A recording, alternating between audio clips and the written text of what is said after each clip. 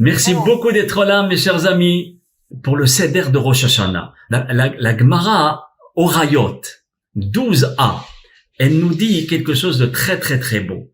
Rabbah, il nous enseigne que lorsque on établit un siman, c'est-à-dire un signe qui est positif, bénéfique, ça a un impact pour toute l'année.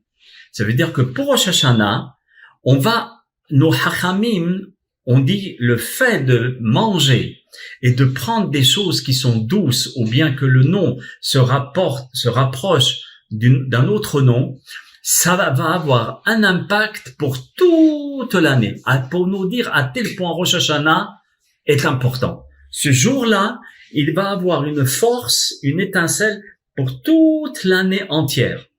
Par exemple, on prend des grains de sésame, roubia, pour demander à Hachem, roubia, rav, beaucoup de mitzvot. Le poireau, c'est karti, qui veut dire retrancher nos ennemis, retrancher les mauvaises choses. Les betteraves, c'est le salka. Salek, ça veut dire va-t'en. Ça veut dire le yetzerara aussi. Mais ça veut dire que nos ennemis s'en vont. On n'aura plus d'ennemis. Les dates, qui veut dire tamar en hébreu, qui est la douceur. Tamar, qui veut dire fini les problèmes. La courge, c'est gra qui veut dire déchirer. Donc nos hachamim ont fait un rapport avec le nom et la signification de ce nom-là. Gra qui veut dire déchire nos mauvais décrets. Et lorsqu'on mange le poireau, par exemple, on dit que ce soit la volonté d'Akadosh Baruch Hu, que nos ennemis périssent, ou bien mais dehors nos ennemis, ou bien anéantis-les.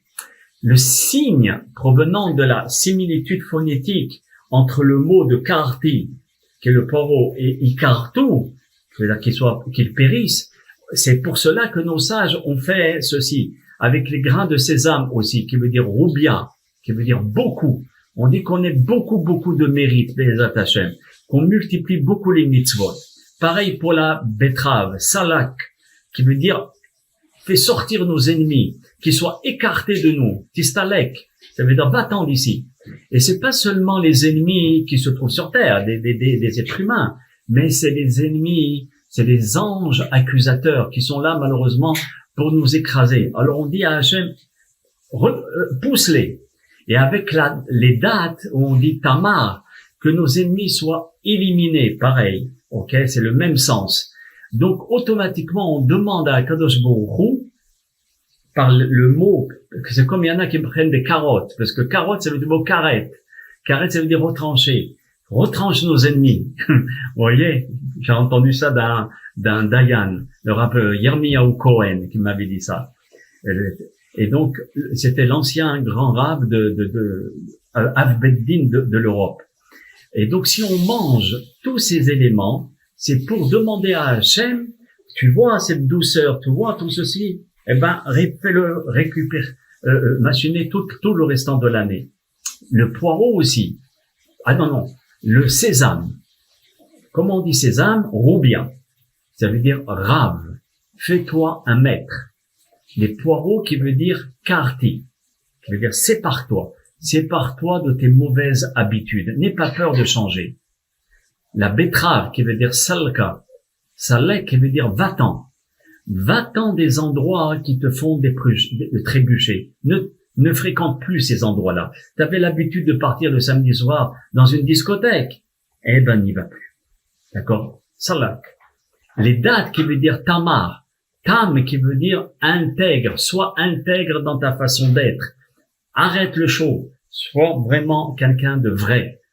Ensuite, car la courge, c'est gras. C'est déchire. On avait dit déchire les mauvais décrets, mais déchire tes rancunes.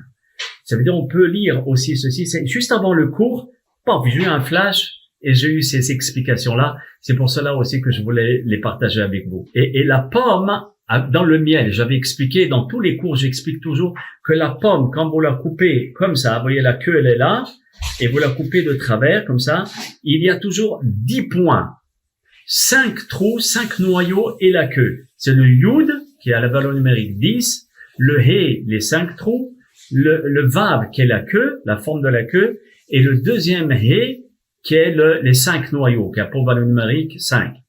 Donc ça, c'est comme si on prend Dieu, hein, et on le trempe dans le miel. Ça veut dire on lui demande d'être souple avec nous, d'être mielleux, d'être doux avec nous. Vous voyez? Et le miel, pour finir, il provient de l'abeille.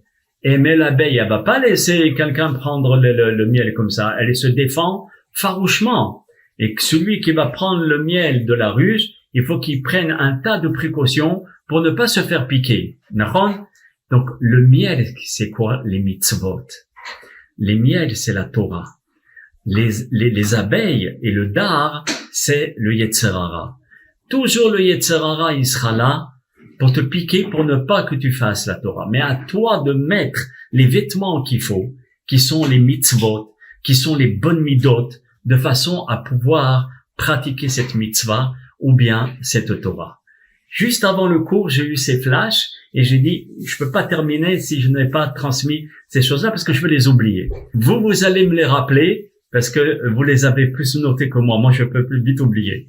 Donc, vous allez me les rappeler. À très, très bientôt. Que vous soyez, je vous souhaite vraiment un Shana Tova et comme dit mon ami Jack, Shetizku Lishanim, Rabot, Ne'imot, Vetovot. Ça veut dire beaucoup de bonnes choses, une bonne année. Et qu'Hachem vous bénisse et vous comble de bonheur. Bezat Hashem. Shana Tova.